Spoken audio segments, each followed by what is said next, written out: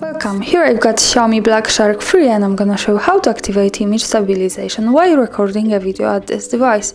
So at first we have to tap on the camera button here to open it, and as you can see, for now we are in the standard photo mode, so let's change it.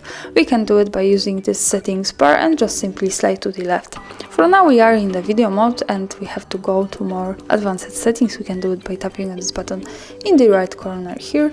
As you can see, it gives us access to other options, and we have to move to these settings in the left corner. When we tap on this, we can open the camera settings, and for now we are in the video settings at the first place with the image stabilization. So when we use this button, we can easily turn on and turn off the image stabilization like that. So this is how it works here. And that's all. Thanks for watching. Subscribe our channel and leave the thumbs up.